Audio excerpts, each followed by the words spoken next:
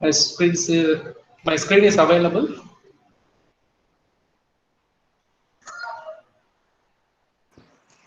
No, sir.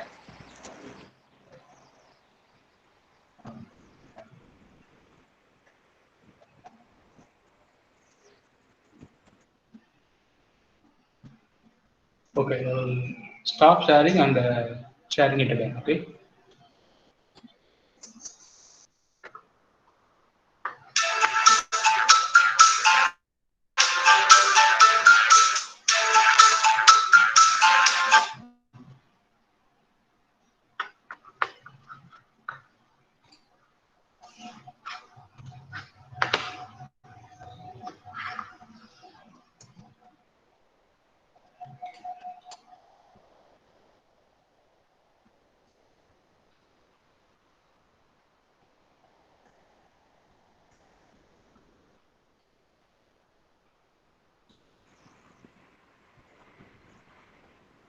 Please wait some issues initially.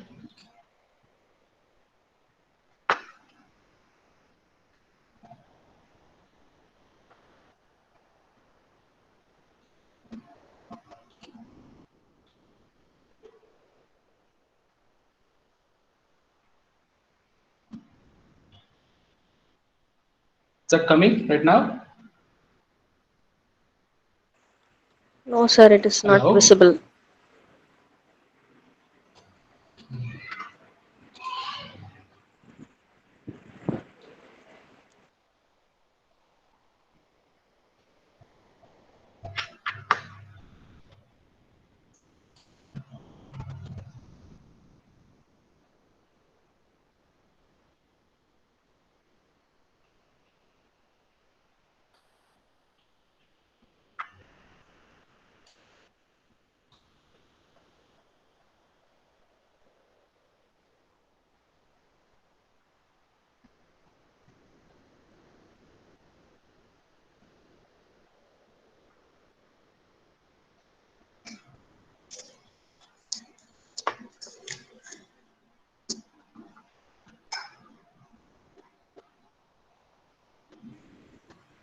Yes, sir. Now it's visible.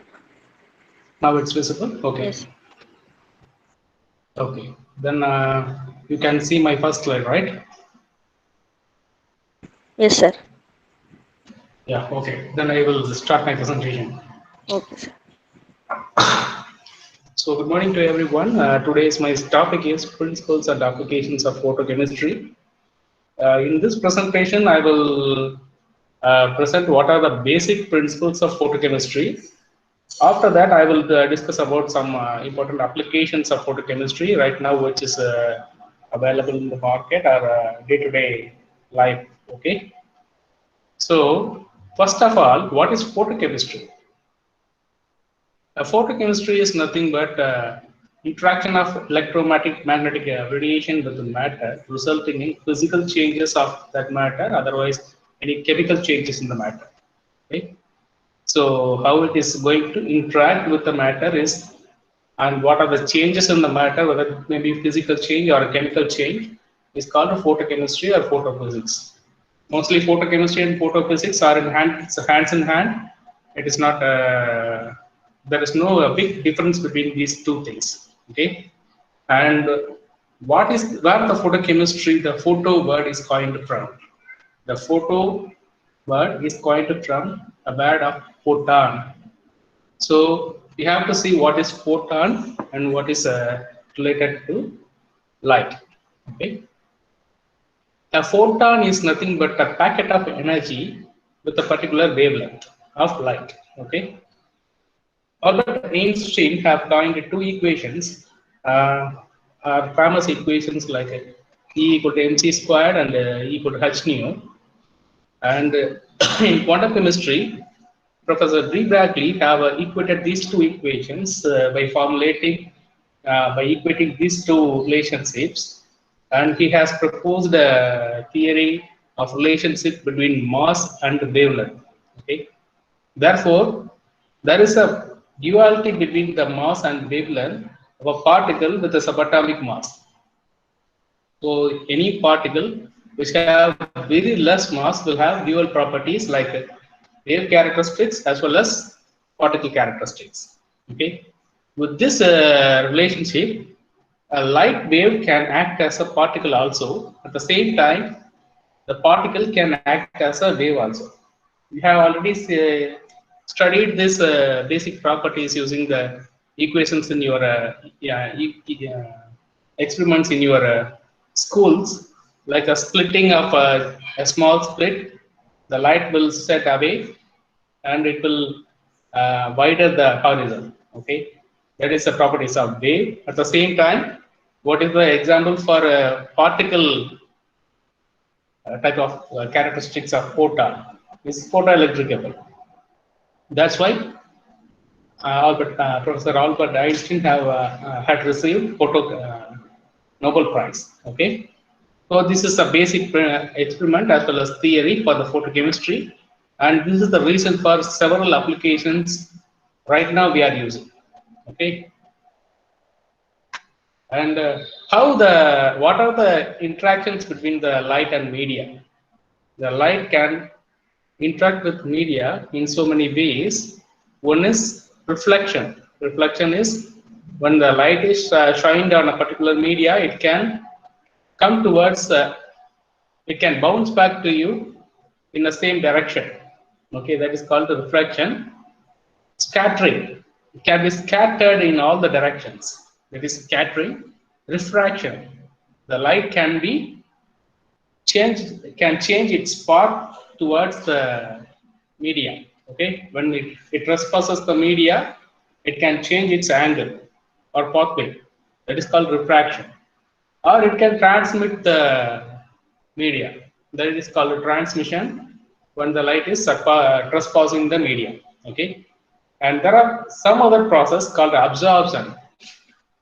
When the absorption is taking place, some amount of energy is absorbed by the media.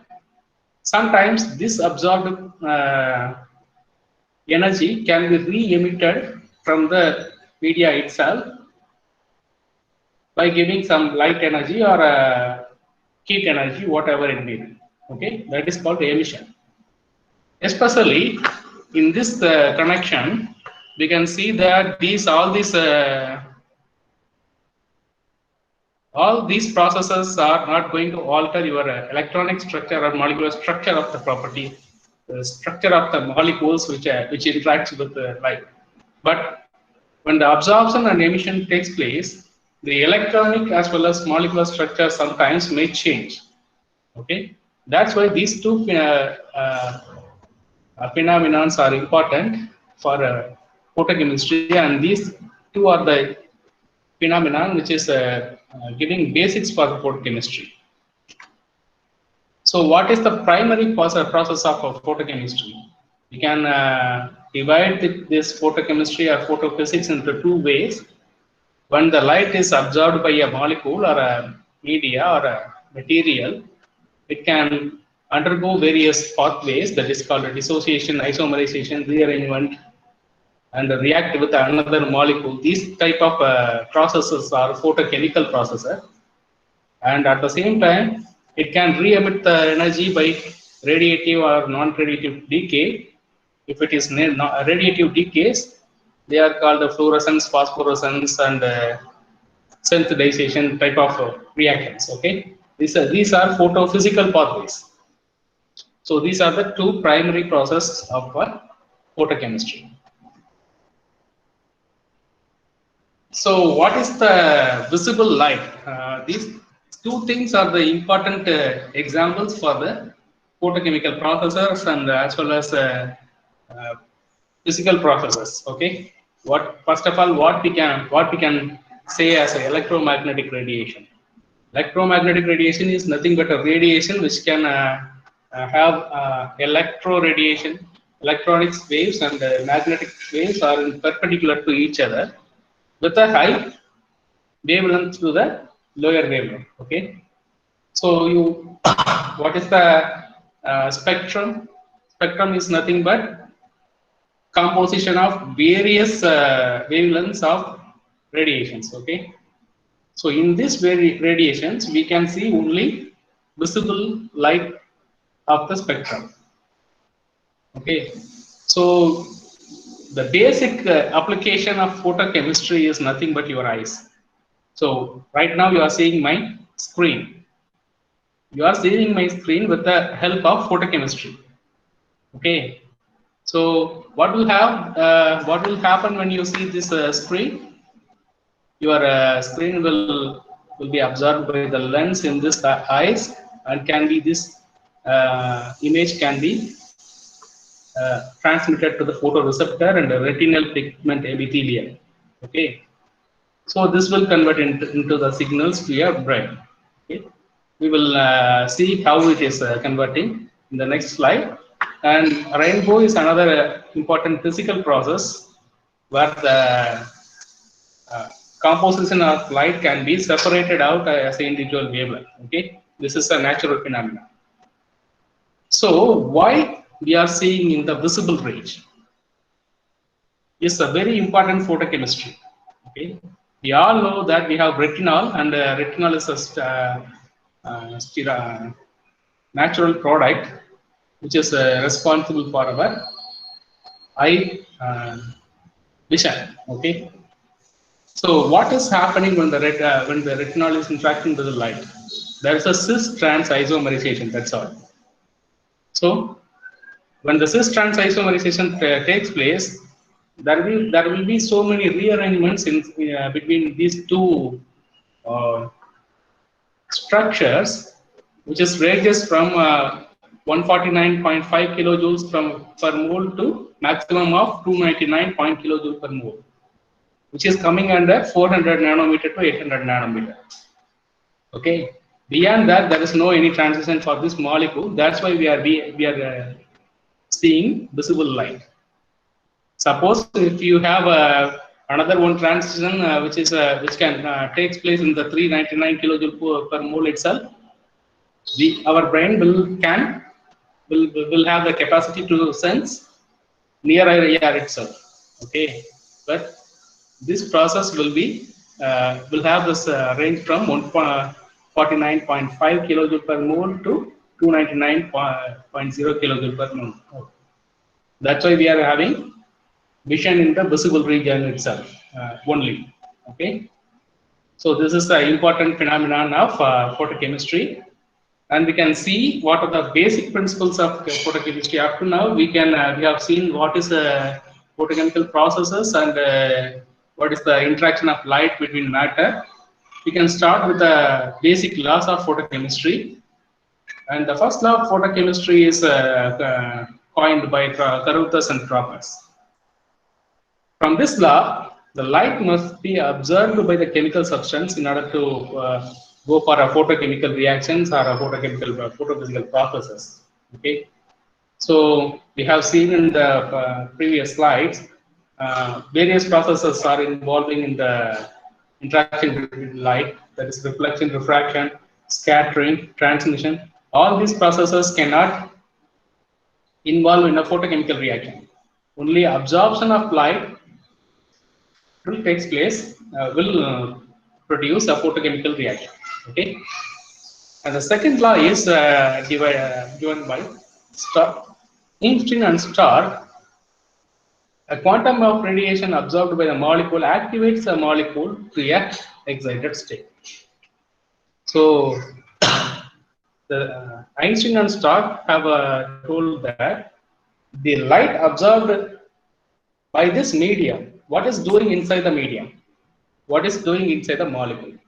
It is nothing but it is going to excite the molecule. Okay. These two laws are the basic laws of photochemistry. It may be in a gas phase or a solid phase or a liquid phase, whatever it may be. These two are a very basic laws. And what is the activation molecule will takes place? It has some energy, that is high energy. Okay, if that molecule, excited molecule is absorbing another one photon, it will get further excited. Okay, this type of things are called mostly given by the measurements like Einstein's. Okay, and this process is called photoexcitation, and this photoexcitations can result in fluorescence and phosphorescence. We can see in the very detailed in the coming slides. So another two laws are important for solution state photochemistry is Lambert's law and Beer's law. In this Lambert's law, the intensity of light is decreases with the thickness, as well as when the monochromatic light is uh, used. Okay, this is the Lambert's law. It is only for solid state medium, especially for monochromatic light. And Beer's law is nothing but they are fixing the concentration. They are fixing the thickness of the medium as a constant, and they are trying to varying the concentration. When the concentration increases, the absorption will increase, therefore the transmission will decrease. So both of these laws can be combined together to tell as a Beer's-Lambert's law, and can be used in the solution state photochemistry. Okay. Up to this, we have seen what is the basic laws of photochemistry and what are the processes involving the photochemistry. And now we can see what is happening when the absorption is taking place when a molecule is absorbing a light. Okay. So this is called the Morse energy curve. We know that this curve can be divided into so many processes. For example, this is the electronic state, okay, which is further divided into the vibronic states, and these vibronic states can further divided into the microwave states, that is rotational states. So consider a molecule of X, okay, it's a bimolecule, biatomic molecule. A very low amount of energy is absorbed by this molecule. What will happen? For example, if it is very low energy, which is lies in the microwave region, it will try to rotate the molecule. That's all. There is no any. It is not possible to make any change in the structure of the molecule. And then some energy is increases, that is the wavelength is decreases, the energy is increases, and this energy is coming to the vibrational state. So what will happen? It will try to vibrate the diatomic molecule, just like a string which is held together between the two balls. It will try to vibrate the molecule.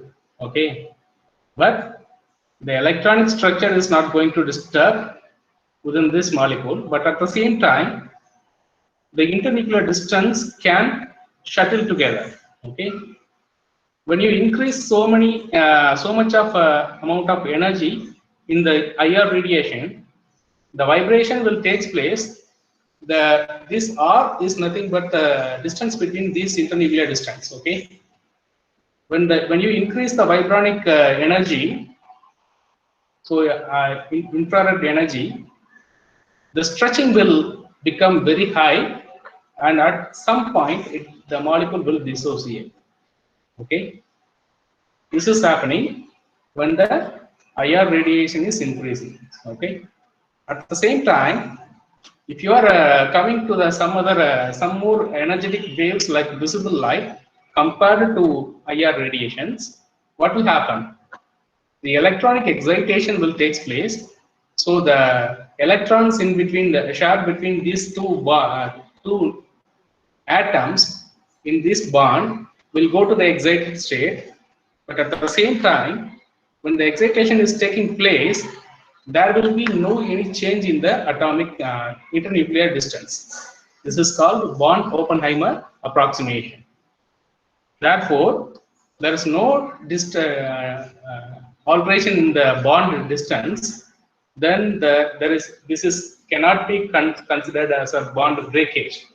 Okay, this bond is not broken right now, but at the same time, electron have come to the excited state, and then this electronic state has to be come back to the original state, that is ground state, which is the relaxation process, depends upon the properties of the excited state. The chemistry will decide its fate. It may be a photophysical process or it may be a photochemical process. Inside the photophysical process, there are so many pathways. Inside the photochemical process, there are so many pathways. We can see in the next slides. This spectrum is called, this diagram is called Jablonski diagram, where the excited where the molecule is excited by one photon from the ground state. It may go to the excited state. There is no any restriction of going to the first excited state itself. It can go whatever may be the excited state. Okay. Then it has to relax its energy to the ground state, first excited state, and it has to radiate back its energy to the ground state by fluorescence, immediately from the fluorescence. But the relaxation takes place, it has to come to the first excited state, that is called the internal conversion. That is, it has to radiate its energy towards as a heat, and again it can radiate its energy as a heat itself, or it can emit visible light. Okay. In some other process, there may be some intersystem crossing. That is, a triplet state can come together with this state, and when the relaxation is taking place by emitting light from this state, is called phosphorescence, and this is also a non-radiative pathway. So how you can feel this non-radiative pathway? You can see your visible fluorescence or a phosphorescence in your laboratory, or when you are riding in your bike or a car, you can see some fluorescence reflectors. You can see the fluorescence, but how you can feel your non-radiative pathways? Okay, so you are in a Coimbatore region. You are in a city area. So right now it's a May month. It's a summer time. How do you feel? You feel very hot, right? But at the same time, if you are riding to your nearby hill station Ooty, you don't feel that much hot. Why this difference between? Why there is a difference between these two areas? Okay, so when you are in Coimbatore, the air density, you are in a plateau stage, that is a planar stage, ground area. Your air density is very high. The light absorbed by these air particles, air molecules, air atoms, that is oxygen, nitrogen, and they will take too much of energy, especially carbon dioxide, which is reason for global warming. It will take too much of light, that is absorb too much of light, and emits as a IR radiation. Okay, that's why you are feeling heat radiation. But when you go to the hill areas, the air density will decrease. There isn't so many. There is not so many concentration of air, concentrated air for absorbing light and re-emitting as a heat radiation. Especially hilly areas are mostly covered up of trees, and the carbon dioxide level will be low. Okay, therefore the vibration energy emission is not prevalent in that area. Okay, that's why you are getting a very cold type of feeling. Okay, and we can see what are the fluorescence and phosphorescence in the next slides.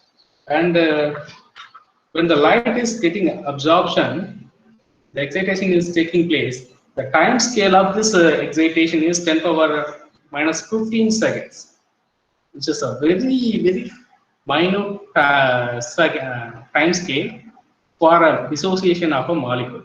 Okay, it's not possible to dissociate a molecule with this time scale. That's why the excitation of electronics excitation will not result in the molecular destruction. But at the same time, what is the internal conversion is the next fastest process, which is 10 power 11 to 10 power 14 to 11. Okay, and the vibrational relaxation is a still slower process, 10 power 12 to 10 power 10, and the intersystem crossing is 10 power minus 11 to 10 power minus 6. The fluorescence is 10 power minus 9 to 10 power minus 6 seconds. Okay. Therefore, the fluorescence is the slower process compared to the non-radiative pathways like radiating heat energy. Okay, infrared radiations. So we can see, you can see the dividers or markers in the roadside. When the light appears, the fluorescence will emit back your the markings or indicators when the light is on. Okay, this is the main important part of fluorescence. But what is phosphorescence? Phosphorescence. You all have maybe that in the older time there are some watches called radium watches. When it is light is all the light is switched off, the radiation will come from the that watch. Okay, therefore there is a delay in the fluorescence, and it is visible to our eyes that still the phosphorescence will takes place even switching off the light. Okay, that is called the phosphorescence. If you have fluorescence, when you're switching off the energy source, immediately the fluorescence will stop. But in the phosphorescence, even after some switching off the energy source, the phosphorescence will slowly decay. Okay, these are the processes where we can do our. These are the processes where the phosphorescence and fluorescence can take place. These are called photophysical pathways. Okay, so the radiation-less pathways can take place in all the vibranic states at the same time. The fluorescence and phosphorescence takes place in the radiative pathways. So when the ground state is excited by the absorption of molecule, it can go to the any vibrational or any excited state like S2, S3, and in S2, S3, whatever may be the vibranic state, it can go to that level. But whatever it may be, it has to radiate its energy as a heat energy to come back to the lower excited state, and has to emit from light from this state or triplet this state. Okay, that's why the absorption, when you are doing an absorption spectra, recording an absorption spectra, you are going to fix lambda max as a excitation spectrum, and the emission spectrum will start from the lower wavelength region of the excitation spectrum or absorption spectrum. This shift is called Stokes shift. Okay, shift is called Stokes shift, because this amount of energy, this amount of energy is radiated as a non-radiative decay. Okay, these are some materials for fluorescence, especially biological fluorescence and fluorescent minerals. And these are the decay processes can be divided into these pathways like non-radiative decay. This non-radiative decay can be divided into two categories like radiative transition and radiation-less transition. Reactive. This radiation transition can be divided into fluorescence and phosphorescence. Other radiation-less phosphorescence can be like a vibrational cascade of thermal energy. Reactive decay can be divided into two types, where when the molecules get excited, it will give product. For example, if you are exciting some aromatic substance like anthracene or phenanthrene type of molecules, it will dimer together to give a product. This is called the photoexcited reactions. Or it can transfer its energy to another one substance that is called quencher or sensitizer, whatever it may be. That substance which receives energy from that excited molecule will convert as a product. Okay, and this part is the important phenomena in biology. Okay, this is the reason behind the photo physics of chlorophylls, that is photosynthesis. And the primary processes of photochemical processes, that is excited molecule, can also be divided into these categories, like a dissociation of radicals. The excited molecule, if sometimes there may be a molecule of diatomic or triatomic molecules can divide, dissociate itself as a radicals, or sometimes it can ionize the molecules. Some amount of higher energy radiations will ionize the molecules. Okay, and it can photoionization will take place. That is the molecule will not dissociate, but one electron can be removed. This is the important phenomena of photoelectron spectroscopy. There is a big topic behind this phenomena, and this can, the activated molecule can also come together by giving fluorescence or non-fluorescence, or can be intramolecular rearrangements can take place. Some molecules will have cis isomerization after photoirradiation. They can be converted into trans isomerization, like that, just like our retinol. Okay, this is the phenomena for photoexcitation. That is, the retinol should not be dissociated itself, because our vision will lose. Only rearrangement has to take place. That's why we should not expose our eyes to the too much of radiations, like sunlight or heavy LED lights or lasers. We should not expose our eyes to these radiations, because they will make a damage to the retinol and dissociate the retinol, and also produce damage to the biological systems also. Okay. The secondary photochemical process is energy transfer to a donor, to an acceptor. It may be a sensitizer or a quencher. That will give you a product. So what is quantum yield and quantum efficiency? Okay. When a molecule is absorbing some amount of energy, and this energy is converted to, it can be converted into products, or it can be converted into fluorescence or phosphorescence. So how much yield is we are getting back from the absorbed molecule? Okay, is called quantum efficiency or quantum yield. For example, if you are exciting 100 molecules with 100 photons, and all the 100 molecules will excite together. Sometimes if a concentration is high, the inner filter effect type of things will happen. So we can say that our 90 molecules will get excited, and how much molecules emits back the absorbed light as a radiation, that is fluorescence, is called quantum efficiency. There may be some collision between the two molecules, so that they will relax back as a non-radiative decay itself. That is called quantum efficiency. And the energy efficiency. Energy efficiency is nothing but how much energy is absorbed and how much product is converted. Okay, that is the important phenomena in the photosynthesis. How much energy is absorbed and how much energy is produced. 35.7% of energy efficiency is for photosynthetic processes. Okay, so what is the photosynthesis? Photosynthesis is nothing but a synthesizer reaction. Okay, so from this slide we can start with the applications of photochemistry.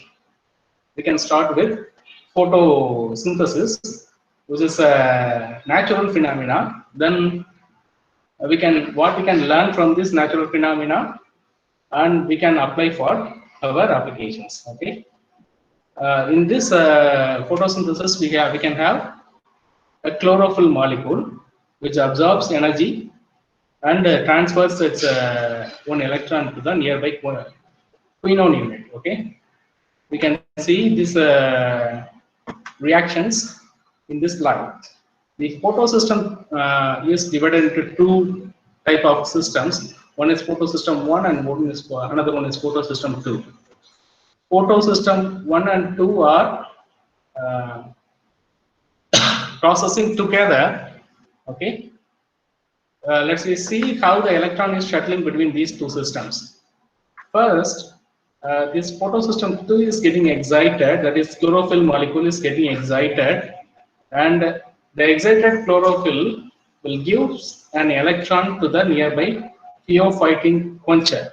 Okay, and this pheophytin quencher will transfer its electron to quinone A, quinone B, and plastoquinones and cytochromes and plastocyanones. This is a big cycle of electron shuttle. When the photosystem 2 is excited, at the same time photosystem 1 is also getting excited, okay, due to the same wavelength, same light, same uh, range. Okay, when this excited, there will be an electron deficiency in this photosystem 1, and this transfer electrons to the iron sulfur proteins. Okay, therefore this electron excited from the photosystem 2 is going to stabilize this photosystem 1. Okay, and this electron is transferred to the iron sulfur proteins, pyridoxines, NADP, NADPH, and finally it is going to the Krebs cycle to make carbon dioxide to make carbohydrate from the carbon dioxide in water. Okay, not water, proton. So how this electron deficient excited photosystem 2 is stabilizing back itself. It is electron deficient and the electron is transferred to the photosystem 1. Okay. This chlorophyll part is having a tyrosine moiety which is hydrogen bondedly attached with the manganese ion cluster, calcium manganese cluster. Okay.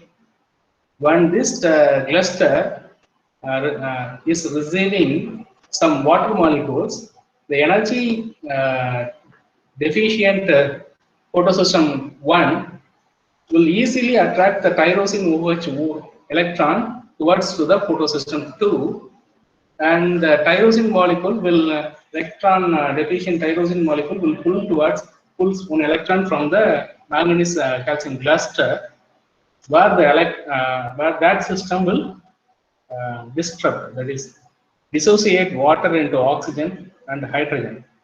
That hydrogen will be transferred to some other hydrogen proton transfer mechanisms to the Krebs cycle to make a carbohydrate, and the oxygen is released. This is the entire photosystem, that is photosynthetic system. The overview of photosystem. From these processes, we can have some learnings, and we can apply that ideas to our day-to-day life applications. Okay, the total energy of sun coming to the surface is 3 into 10 power 24 joules per year. But at the same time, we are utilizing 1 to 2% of that radiation for the vegetation purpose. Okay, so we can utilize more and more energy, solar energy, by this area. Therefore, how to harness the solar energy? It can be by solar heating or electricity, producing electricity or making it chemical energy. But solar energy conversion into the electricity is an important phenomena for us, for our devices or device applications, and producing current. Okay, so what will happen? The solar energy conversion will take place from which originates from Einstein's photoelectric effect. When the light shines on a metal plate, it is transferring it one electron. It will ejecting one electron. So still now we are using cesium type of metals, which is very costly for costly metals for solar energy conversion, which is coated on silicon oxide semiconductors, where the valency band and conduction band is there. But the light shines on the valency band, one electron is transferred to the conduction band. Therefore, this conduction band will conduct this electron, the hole will transport it in the valency band, the electricity is produced. This is the simple phenomena of simple concept of solar energy conversion. There is another one pathway is also there. Because when the current is produced, we have to utilize the current. We cannot store it for a long time, and it will take too much of consuming materials. For that purpose, there is another one approach aspect is called photolysis of water. The water can be split into oxygen or hydrogen, and can be used in the electrochemical cells, fuel cells. When the recombination of water and oxygen will take place, by making a small spark, it will explode like petrol inside the cars. Okay, your engines. Okay, so this is one of the aspect, but it is very tough to takes place, and the efficiency is also not that much better. Okay, so there are some other aspects also there, photo oxidation of organic pollutants and chemical radiations, and so up to now, the photochemical photon energy conversion, that is solar energy conversion, is utilizing some cesium type of metals and salt silicon wafers, which is very costly. There are so many aspects which can be viewed for the reducing the cost. One of the aspect is decentralized solar cell, where the ruthenium complex is anchored between the two electrodes. When the light is shined on the ruthenium complex, it will inject an electron to the conduction band of the semiconductor electrodes. The counter electron will stabilize back the ruthenium, and the electricity will takes place. This is nothing but similar to your photosynthesis. Okay, the photosystem, chlorophyll molecule will will be excited by the absorption of light radiation and transfer this electron to the nearby quinone, and the electron deficient ground state, that is oxidized photosystem chlorophyll, will be stabilized by some other means. Okay, therefore the electron shuttle will takes place. Here also the electron shuttle will takes place. So utilizing this type of things, microgrid cell have formulated first is electrochemical systems. That is when the dye mostly of a ruthenium complex, but nowadays we have organic dyes also. We have in the literature and the market. Therefore, the dye is getting excited, and the dye is converted into is transferring its electron to TiO2. The oxidized dye will be stabilized by iodine triiodide couple. Therefore, this shuttle can take place. Okay, the dye can transfer its electron to TiO2. The electrolyte can stabilize back the dye, and this electrolyte will be stabilized by counter electrode. The counter electrode will have some positive character. Therefore, the electron hole transport will take place to the outer circle. Okay, these are called there are so many heterojunctions is called heterojunction of solar cells, decentralized solar cells.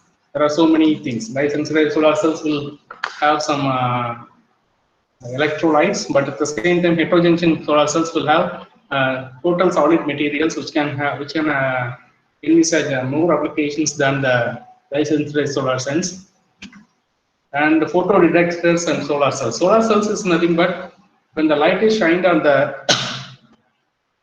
material or a detector, the electron transport will takes place. At the same time, if some amount of energy is applied, a particular amount of electron is transferred. Okay, so we can utilize these electrons to calculate how much energy is shined on the material. So this type of phenomena is called photodetectors. Okay, so these are the photodetectors mostly used in your Emission spectroscopy or absorption spectroscopy in the receiving end. Okay, photomultiplying tubes and diode arrays are made up of this type of or diode materials, which is a similar concept with the solar cells.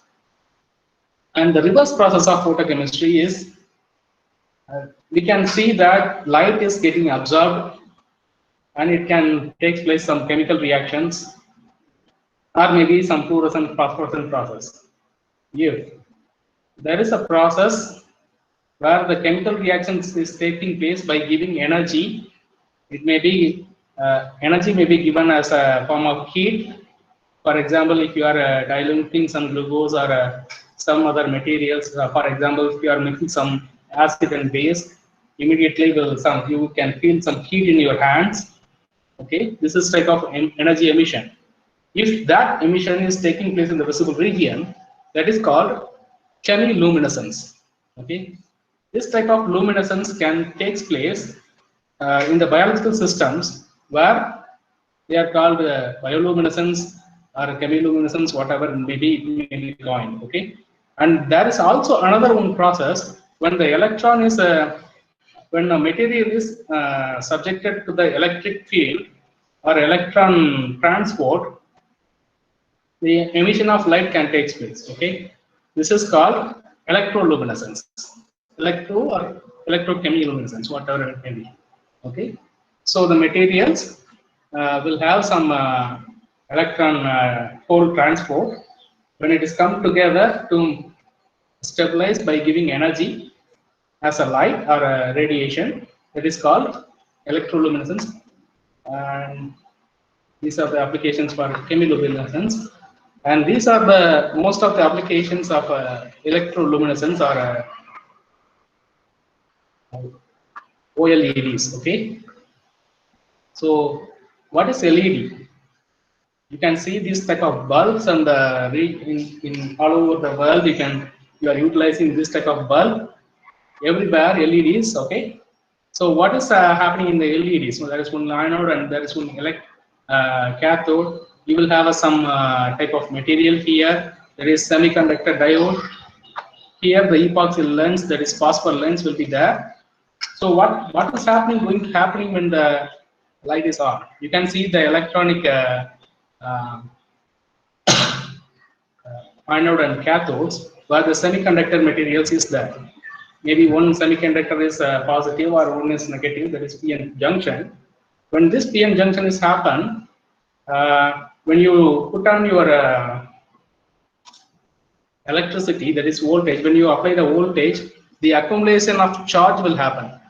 With the N side, you will get a big number of electrons, and here there is a big number of holes. When the electrons and holes combine together to give energy, okay, it will stabilize itself. The energy will be released as a radiation, okay, mostly in the visible light. If it is not in the visible light, sometimes it may be in the UV region. The phosphor material coated in this epoxy lens will absorb UV light and will convert it as a visible light. Okay, this is the basic phenomena behind the light emitting diodes, which is nothing but your chemiluminescence. Okay, and this is the small application of this type of material. This is the large application of this type of material. Okay, where you have electroluminescent material, fluorescent material. Here we have seen that the array of material is a single one, but it is not so far. So there are so many layers will be there inside this material. That is, one is red emitting, white emitting, blue emitting, green emitting materials will be there. Depends upon these materials, your contrast in your laptop screen will appear. What will happen? When the emissive layer and conductive layer is coming together, depends upon the electrical pulses or electrical signals, the electronic transport will take place in these materials. With that, whether it is coming to the red emitting or a blue emitting material, the electron will make a glow. Okay, there will be a glowing in that particular layer. So combining all the layers, you can see the vision. That is You can see this your laptop. You are seeing my presentation in the laptop or your mobile screen, whatever it may be. It is the applications of organic light emitting diodes, which is nothing but a chemiluminescence. That's all. Okay. So another important one application in the electroluminescence is nothing but your laser light. The lasers are nothing but your mostly they are physical phenomena that is pumping up of all the electrons in the excited state and making this excited state cascading this excited state to the ground state. It is called the tsunami, electron tsunami. Therefore, you will get an intense light beam. It is called lasers. Mostly it is a physical phenomena, but at the same time, right now, we also can tune this type of material because making a laser, ruby laser or whatever laser materials is very costly. But right now, we can utilize some dye. We can utilize some dyes in the beaker itself, making exciting all the molecules in a single excitation and make it as a dye lasers. Okay. We also have dye lasers in the commercial applications right now. It is one of the chemiluminescence applications. Okay. So thank you for watching my presentation. And if you have any questions, you can ask me.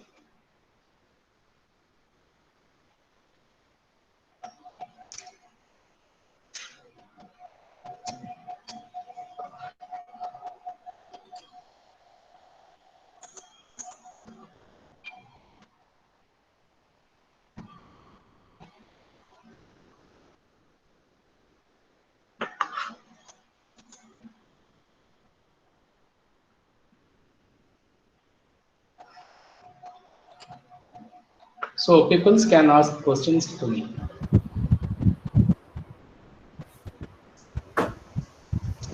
Students, if you have any questions, you can ask.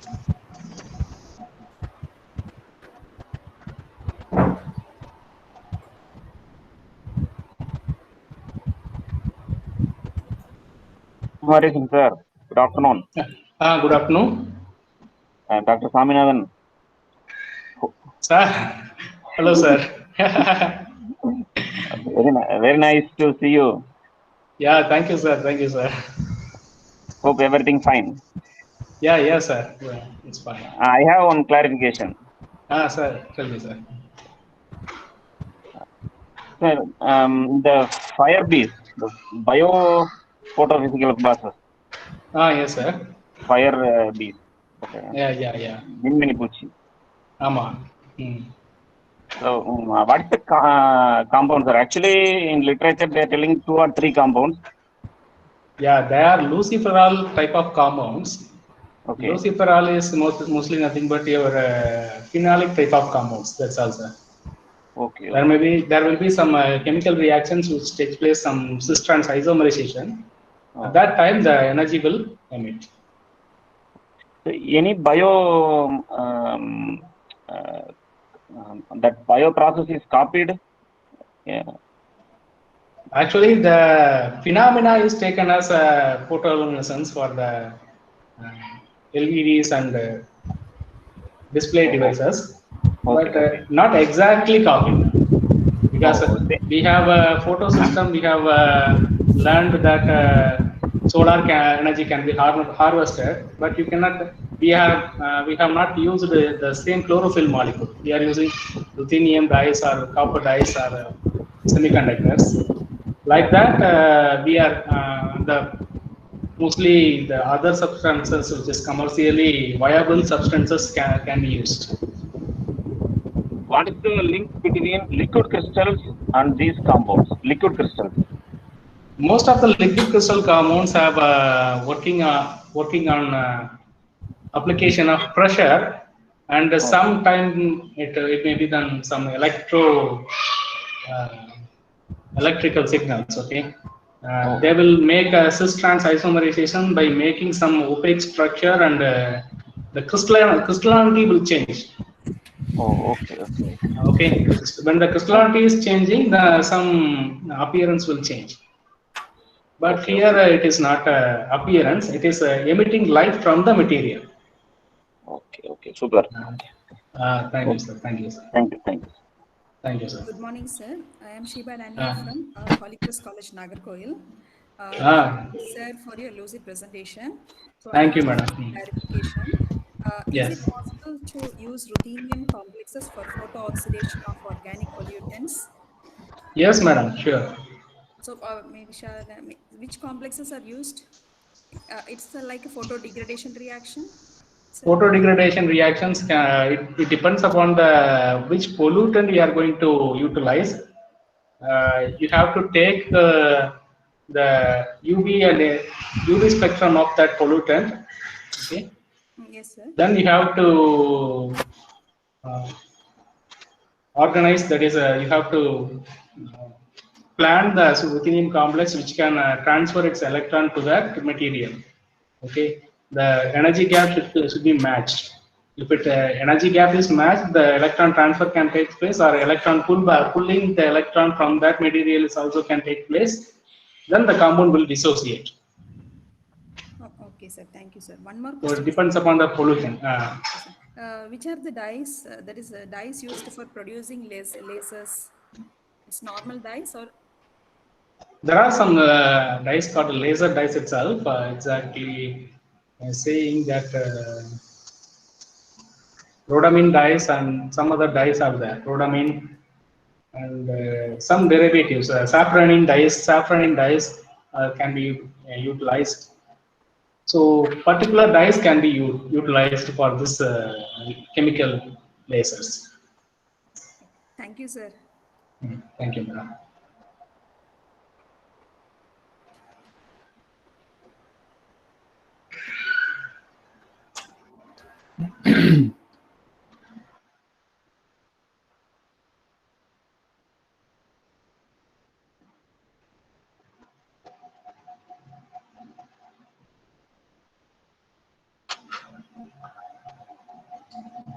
So any other questions?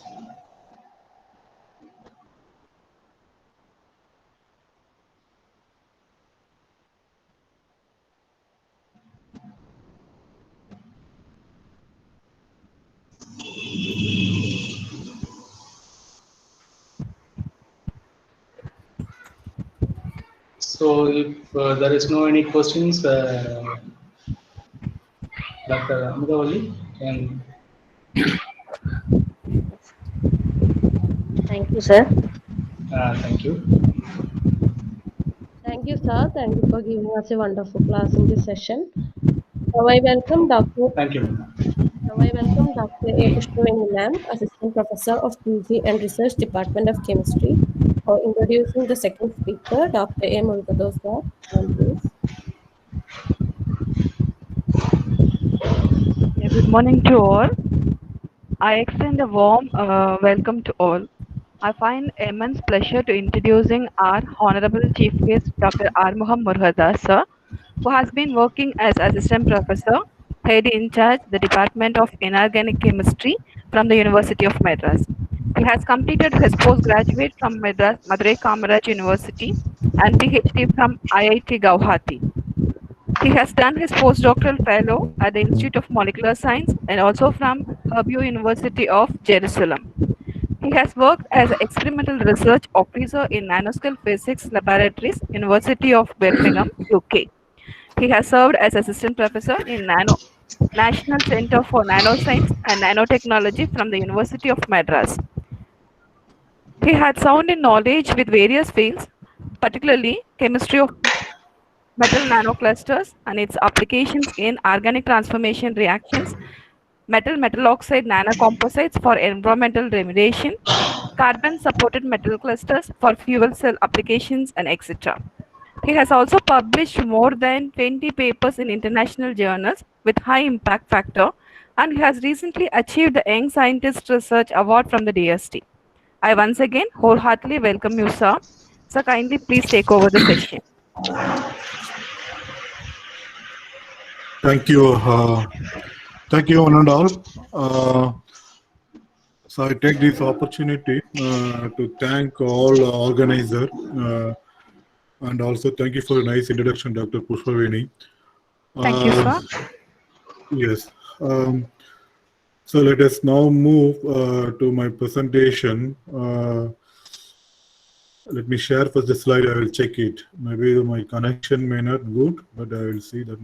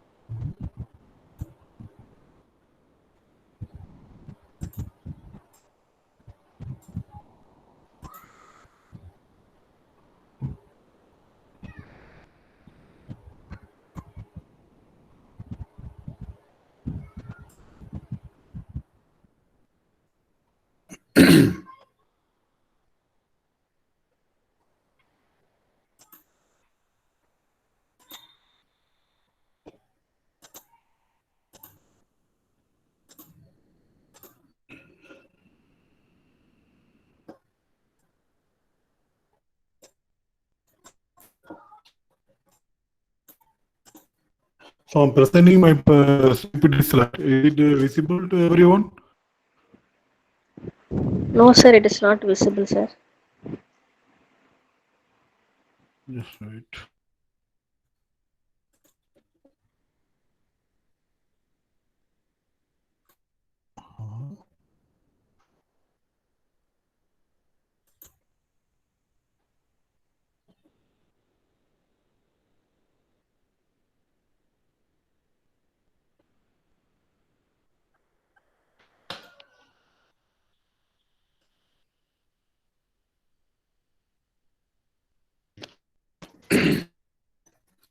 Now tell me, is it clearly visible?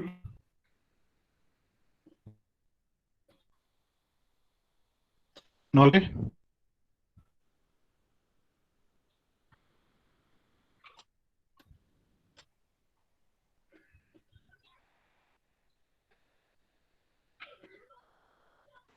Sir, it is not visible, sir.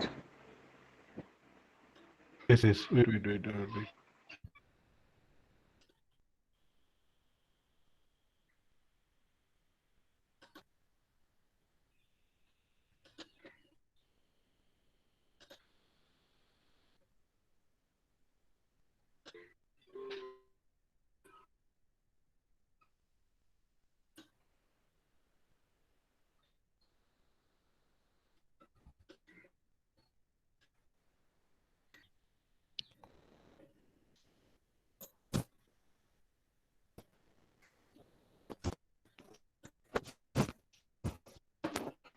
On my side, it is already shared. It is coming message.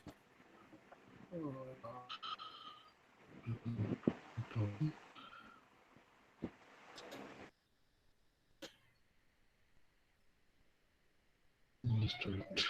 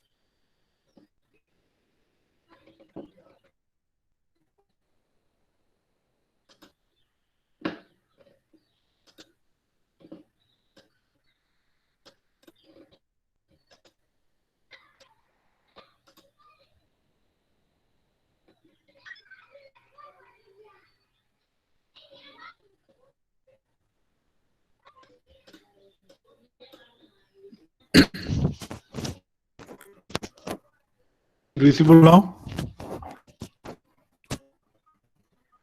No, sir.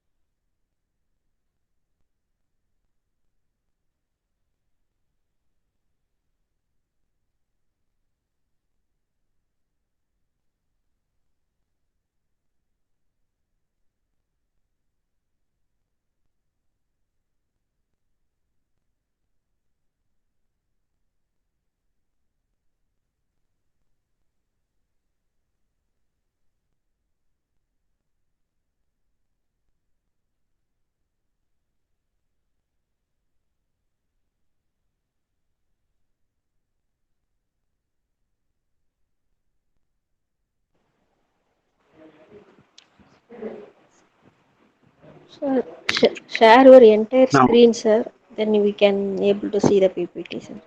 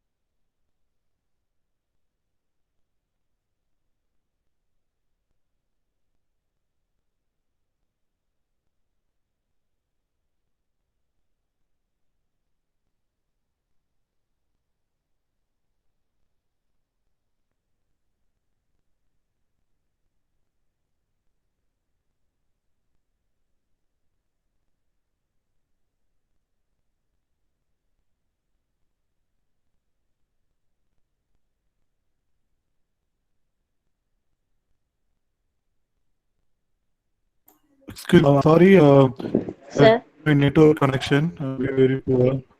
Okay. Okay, sir. Yeah, just wait for will come back. Okay, I sir. will check my network connection. Everything is perfect. It seems. Okay, sir. I'm not sure why it is happening. So if you share your entire screen, then it will be easy for us to see the PPT, sir.